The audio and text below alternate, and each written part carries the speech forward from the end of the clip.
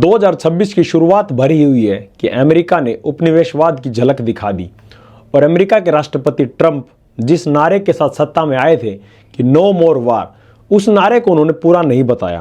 वो बोलना चाहते थे कि no more war unless America's interests are involve. 3 जनवरी 2026 को रात के 2 बजे अमेरिका ने वेनेजुएला के राष्ट्रपति निकोलस मादुरो और उनकी पत्नी सिलिया फ्लोरेस को अपनी ताकत के दम पर बदतमीजी से गिरफ्तार किया। लेकिन ऐसा क्यों हुआ, इसे जानने के लिए हमें थोड़ा पीछे जाना होगा। किसी देश के वर्तमान को समझने के लिए उसके इतिहास को समझना बहुत जरूरी होता है। सोचो, एक ऐसा देश जिसकी जमीन के नीचे इतना तेल है कि पूरी दुनिया की गाड़ियां सालों तक चल सकती हैं, लेकिन उसी देश में इतनी गरीबी कैसे हो गई। आज वेनेजुएला आर्थिक और राजनीतिक संकट में है, लेकिन एक समय ऐसा था जब उसे लैटिन अमेरिका का सबसे अमीर देश माना जाता था। 20वीं सदी की शुरुआत में जब दुनिया के ज़्यादातर देश खेती पर निर्भर थे, तब वेनेजुएला की ज़मीन के नीचे तेल बाहर आना शुरू हो चुका था।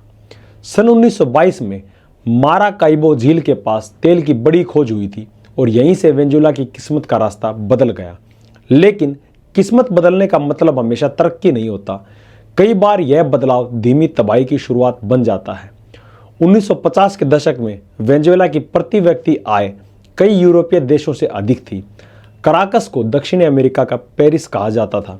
महंगी कारें, इंपोर्टेड सामान, सब कुछ मौजूद था। अमेरिकी कंपनियां वेनेजुएला पहुंची। सीधा सौदा था, तेल निकाला जाएगा, बाहर बेचा जाएगा और मुनाफा कमाया जाएगा। एक दौर था जब वेनेजुएला अमेरिका को सबसे ज्यादा तेल बेचने वाला देश बन गया था। अमेरिका के दोनों हाथों में लड्डू थे। एक तो सस्ता तेल मिल रहा था, दूसरा दक्षिण अमेरिका में अपना प्रभाव बढ़ाने का मौका। वेनेजुएला की अर्थव्यवस्था भी तेजी से बढ़ रही थी। दोनों देश एक दूसरे को समर्थन देते थे, एक दूसरे को लोकतंत्र की मिसाल बताते थे। अमेरिका ने वेनेजुएला को लड़ाकू विमान भी दिए। सवाल ये आता है कि जब सब सही चल रहा था तो रिश्ते में दरार कैसे आई। दरअसल वेनेजुएला की इकोनॉमी मजबूत तो हुई, लेकिन सिर्फ एक ही व्यापार के आधार पर, वो था तेल। इसे अर्थशास्त्र की भाषा में कहते हैं संसाधन का शराब, यानी कि डच डिजीज। इसमें यह होता है कि जब कोई देश गैस या तेल या कोई प्राकृतिक संसाधन को बहुत अधिक मात्रा में निर्यात करता है तो वहाँ विदेशी करेंसी का फ्लो ज़्यादा हो जाता है और उसकी खुद की करेंसी का भाव बढ़ जाता है। इससे बाहर से सामान मंगवाना सस्ता पड़ जाता है और उसी सामान को अपने देश में मैन्युफैक्चरिंग करना महंगा हो जाता है। वेनेजुएला में भी ऐसा ही हुआ।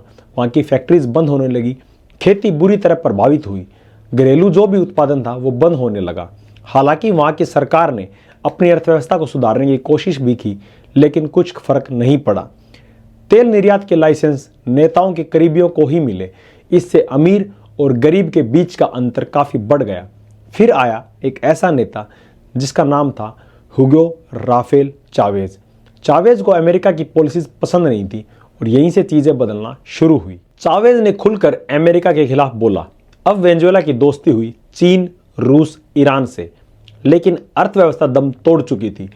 तेल की कीमतें बढ़ गई।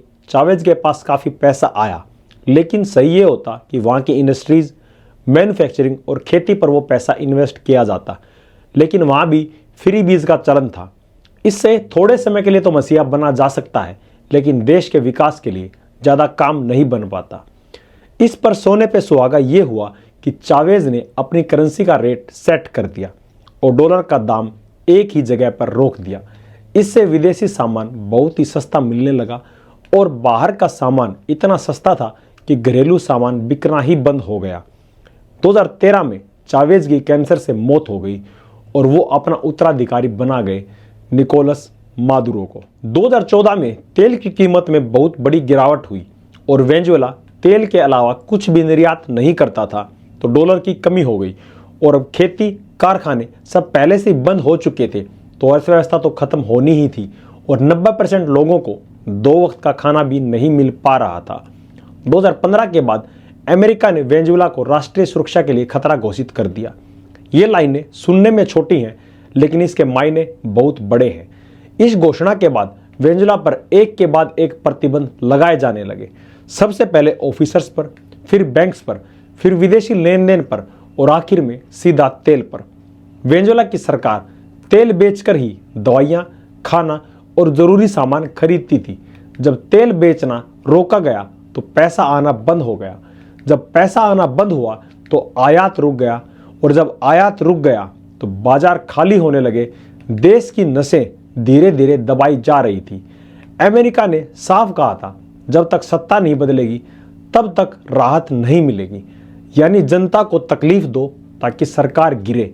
यह अमेरिका की कोई नई बात नहीं है। फिर सरकार ने नोट छापना शुरू कर दिया और 2018 में महंगाई दर 17 लाख प्रतिशत पहुंच गई। लोगों को नोटों से ज़्यादा उनकी थैलियां चाहिए थी, क्योंकि नोट वजन में भारी और कीमत में हल्के हो चुके थे। दवाइयां, खाना, बाजार सब खाली। इस बीच अमेरिकी मीडिया कहता रहा यह समाजवाद की विफलता है। अमेरिका कभी सीधे नहीं कहता कि उसे तेल चाहिए या कंट्रोल चाहिए या बिजनेस चाहिए। अमेरिका हमेशा एक कहानी के साथ आता है। कभी कहता है कि लोकतंत्र बचाना है, कभी बोलता है कि मानवाधिकार खतरे में है, और कभी कहता है कि यह हमारे देश की सुरक्षा का सवाल है। लेकिन ऐसे में सरकार नहीं गिरी, क्योंकि मादुरो ने मिलिट्री पर अपनी पकड़ मजबूत बना रखी थी और बड़े अफसरों को अधिक पैसा दिया जाता था। 25% लोग देश छोड़कर जा चुके थे। 2024 में जब वेनेजुएला में चुनाव हुए तब मादुरो ने अपनी विपक्ष के नेता को गिरफ्तार करके जबरदस्ती अपनी जीत घोषित कर दी। लेकिन 2025 में जब ट्रंप फिर से राष्ट्रपति बने तब उन्होंने वेनेजुएला को एक नार्को स्टेट घोषित कर दिया और मादुरो को इसका सरगना कहा।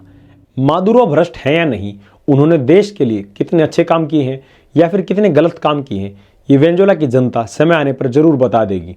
लेकिन किसी भी देश के राष्ट्रपति को इस तरह गिरफ्तार करके ले जाना नैतिकता और लोकतंत्र के विरुद्ध है। अमेरिका को इन सब बातों से कोई फर्क भी नहीं पड़ता। अमेरिका के राष्ट्रपति ट्रंप खुले तौर पर कह रहे हैं कि अमेरिकी कंपनियां अब वेनेजुएला जाएंगी और तेल से मुनाफा कमाएंगी। राष्ट्रपति ट्रंप अब खुद को वेनेजुएला का राष्ट्रपति भी घोषित कर चुके हैं। ये इस देश की नीतियां बता रहा है। अमेरिका की जब भी किसी देश में नहीं चलती तो ऐसा बोलना अमेरिका के लिए कोई नई बात नहीं है। अमेरिका की इराक में नहीं चली तब उसने सद्दाम हुसैन के बारे में भी ऐसा ही कहा था। उनके पास वेपन्स ऑफ मास डिस्ट्रक्शन है, ऐसा कहा गया। सद्दाम हुसैन को गिरफ्तार करके फांसी दे दी गई, लेकिन आज तक वेपन्स ऑफ मास डिस्ट्रक्शन मिले नहीं और इससे अमेरिका को कोई फर्क भी नहीं पड़ता। बस उसे अपनी मर्जी चलाकर अपने से कमज़ोर देश को बर्बाद करना आता है। अफगानिस्तान में भी ऐसा ही किया, सोमालिया, सीरिया, यमन और गाज़ा में भी ऐसा ही हो रहा है। इसके लिए वह इजराइल को बैकडोर से सपोर्ट करता है और भारत के खिलाफ पाकिस्तान का साथ देना कोई नई बात नहीं है। अमेरिका को बस अपने हथियार बेचने होते हैं, और जब ऐसे लोकतंत्र और कानून के विरुद्ध अमेरिका काम करता है तब उसके ह्यूमन राइट्स वाले नींद की दवाई लेकर सो जाते हैं। ग्रेट अमेरिका जब भी आपको सुनाई दे तो पहले अमेरिका की पॉलिसीज को जान ले। ऐसा बोलने से कोई देश महान नहीं बनता। ऐसे सिरफिरे नेता सिर्फ दुनिया को बर्बाद कर सकते हैं और व्यापार के लिए किसी भी हद तक जा सकते हैं। हॉलीवुड की मूवीज में एक बात बोली जाती है कि अमेरिका कभी भी आतंकवाद से समझौता नहीं करता, लेकिन वो पूरी बात नहीं बोलते। पूरी बात मैं बताता हूँ। अमेरिका आतंकवाद से समझौता तब तक करता है और करता रहेगा जब तक उसका मकसद पूरा नहीं हो जाता, और अमेरिका का मकसद हमेशा से हथियार बेचना है और अपनी ताकत दिखाना है। न अमेरिका कभी ग्रेट था और न ही बनेगा। अभी तो ट्रंप साहब ग्रीनलैंड और ईरान पर हमले की बात भी कर रहे हैं। ये देश अपनी ताकत दिखाने के लिए हमेशा से ही आगे रहता है और अपने से कमज़ोर देश में हमेशा सत्ता परिवर्तन चाहता है, ताकि वहाँ जाकर कुछ ना कुछ वो व्यापार कर सके, अपने हथियार बेच सके। मैं इसी तरह से आसान तरीके से आपके सामने टॉपिक्स पर चर्चा करता रहूँगा, और अपना कीमती वक्त देने के लिए धन्यवाद। मिलते हैं अगली वीडियो में। नमस्ते।